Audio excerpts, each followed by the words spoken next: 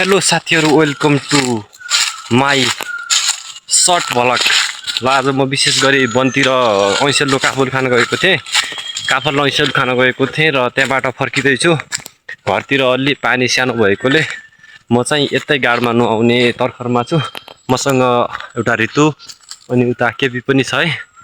ल म अब खोला नजिक पुगिसकेको छु, घरको नजिकै। यो चाहिँ टोटेबागरको रुख है।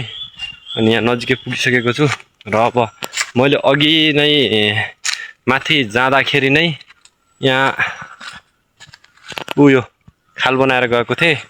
अब त्यस खालमै मैले जग पनि ल्याएर आएको छु। बेबी यहाँ आउँछ नि होला। म चाहिँ नुहाउनलाई रेडी है, रेडी भइसकेको छु। अनि मैले घरबाट आउँदाखेरि चाहिँ साबुन ल्याउन बिर्सेँ। अनि माथि चाहिँ बहिनीसँग स्याम्पू मागेर ल्याएको छु। अब म नुहाउन रेडी है।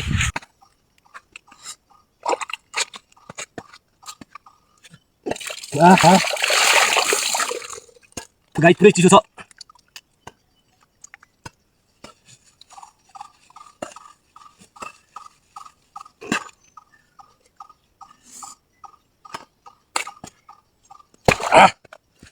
नुहाउन सजिलो छ नि।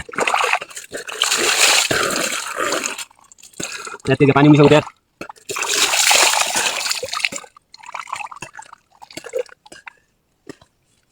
आज 3 दिन भइसक्यो साथीहरु नुहाएको छैन। आज चाहिँ म अल्छी जानुपर्ने हो, त्यही भएर नुहाउँदैछु यहाँ।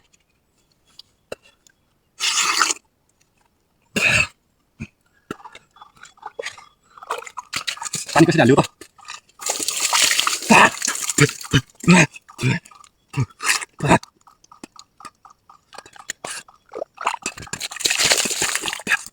जाडो छ।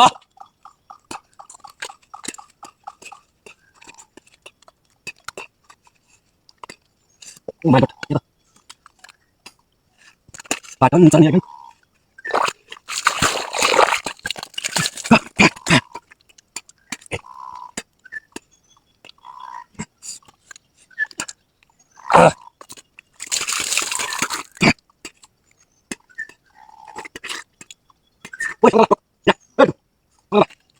Padahal misalnya kan punya.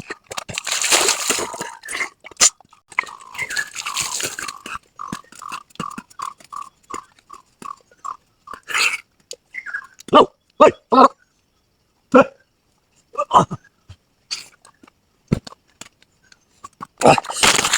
Masih kemarin satu. Oh, sudah. Itu sudah.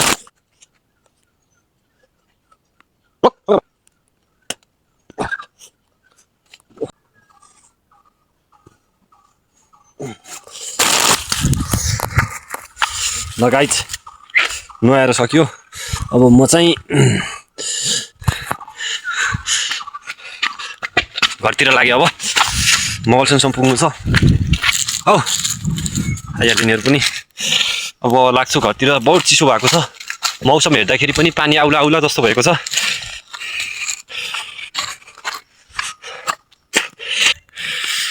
बहुत चिसो छ, जाडो छ, घाम लाग्दैन।